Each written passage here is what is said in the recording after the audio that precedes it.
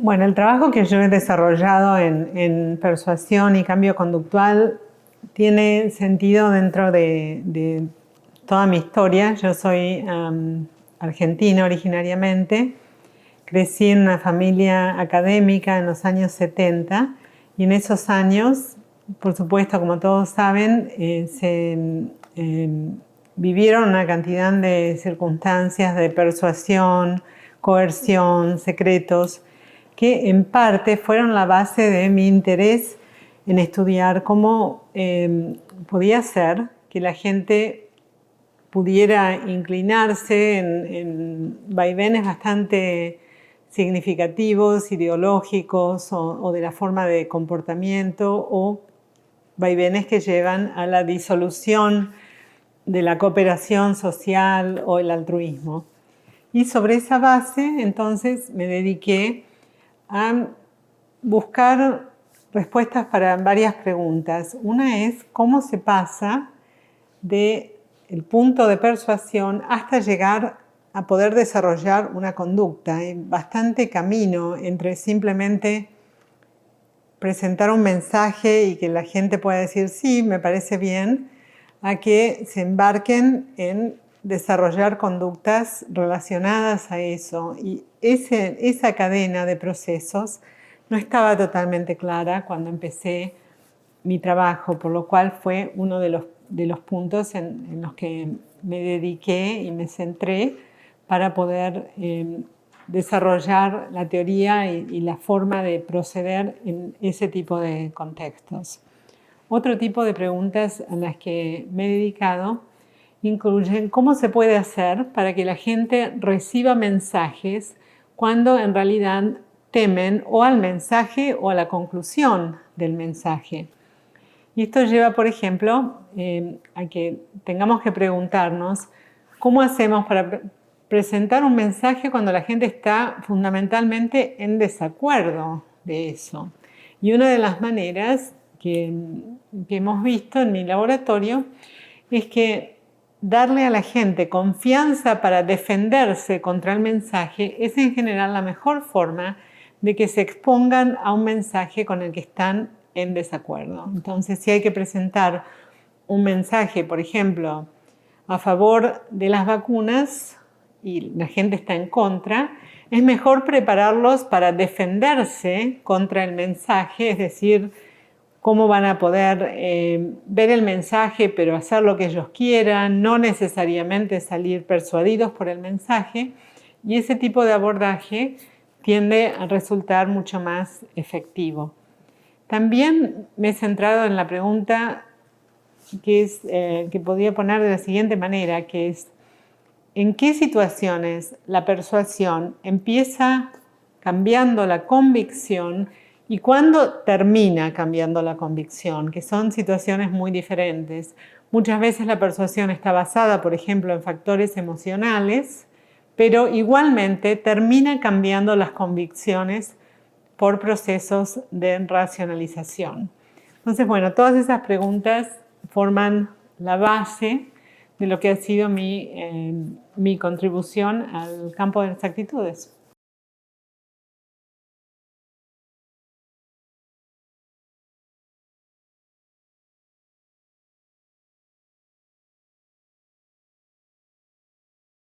Sí, bueno, con respecto a cambiar conductas, la forma de cambiar conducta en general es la menos intuitiva. Cuando la gente piensa en cómo cambiar algo, siempre piensa en enseñar, persuadir a la gente de cambiar sus creencias. Entonces sí, se trata de, por ejemplo, incentivar la vacunación. Lo primero que piensa el Centro de Control de Enfermedades en los Estados Unidos es, bueno, tenemos que salir a educar a la gente con respecto a la vacuna del COVID, por ejemplo. Pero en todo lo que hemos visto en nuestra investigación, ese tipo de abordajes que son o educativos o tocando valores muy generales, como tratar de que la gente aspire a valores democráticos, por ejemplo, son muy tentadoras y muy intuitivas, pero muy ineficientes para cambiar la conducta. lo cual no quiere decir que no se necesiten. Sí se necesitan esas estrategias porque a largo plazo crean una sociedad que es menos cínica, por ejemplo. Pero cuando se trata de cambiar la conducta, lo que uno tiene que hacer es activar la conducta en forma mucho más directa. Lo más directo, mejor. Entonces, por ejemplo, darle acceso, facilitar la conducta, introducir normas de conducta con ejemplos claros de conducta, activar rutinas y enseñarle a la gente la manera concreta de cómo ejecutar la conducta, resultan mucho más efectivas como modelos de cambio que cualquier tipo de base que esté más en los valores o en cosas más abstractas y menos, con menos conexión directa con la conducta.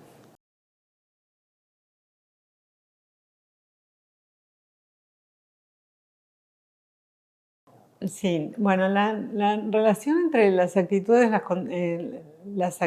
conductas y las creencias es muy importante porque en toda la última década nos venimos enfrentando con una crisis de desinformación mundial y ciertamente en los Estados Unidos y también en Europa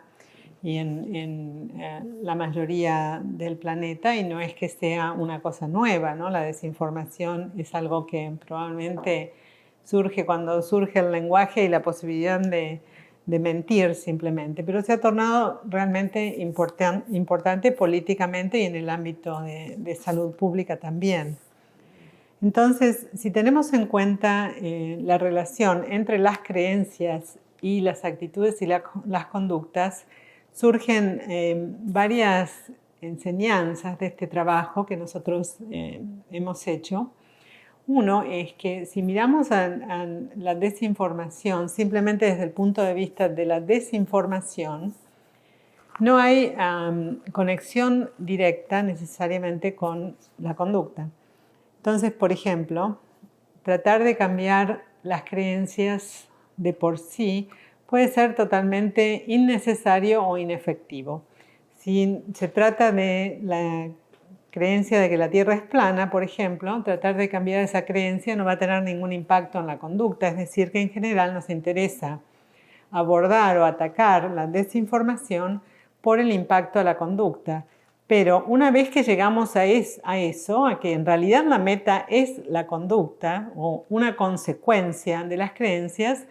es bastante fácil ver, que es lo que hemos desarrollado en parte de mi trabajo reciente, que para cambiar la conducta no tenemos que contrarrestar o confrontar ni siquiera la desinformación, porque en muchos casos lo único que hace falta es enfatizar una creencia que lleva a la conducta que uno quiere sin necesariamente ir al choque con la información preexistente. Por ejemplo,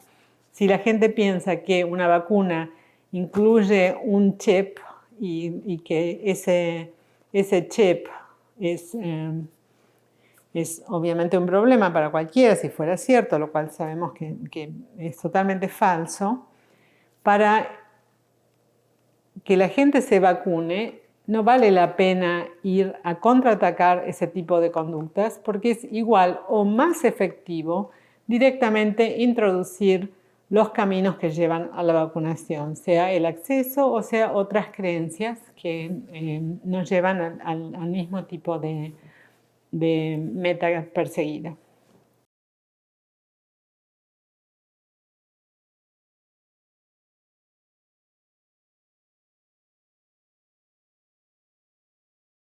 Bueno, yo desde el punto en el que estamos mirando la situación en Estados Unidos y en el mundo, es bastante fácil darse cuenta que no hay ningún universo de posibilidades que no integre los valores y el conocimiento de las ciencias sociales, bueno, en mi caso de la psicología social, para poder reorientar ciertas conductas tales como la violencia, la falta de altruismo suficiente en las relaciones entre la gente, las conductas antidemocráticas, excesivas y además en aumento en muchos lugares,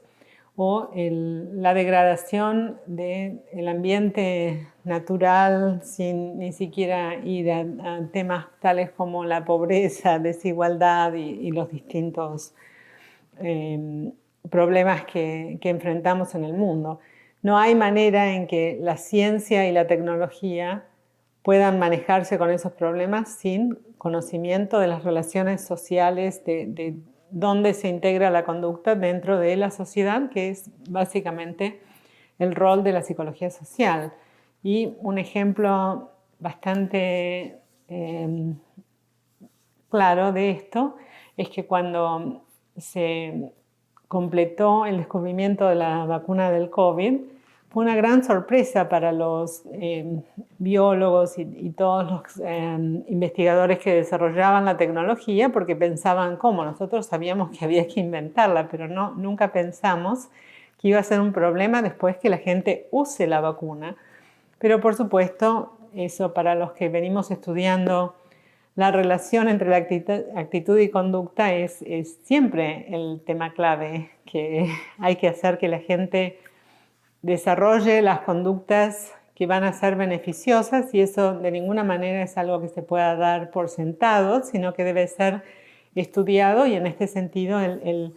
premio de la BBVA en ciencias sociales es sumamente importante porque es uno de los únicos premios que existe para realmente iluminar la necesidad de este tipo de conocimiento y del impacto tanto en el uso de tecnología como en la habilidad de la ciencia para avanzar una cantidad de problemáticas sociales.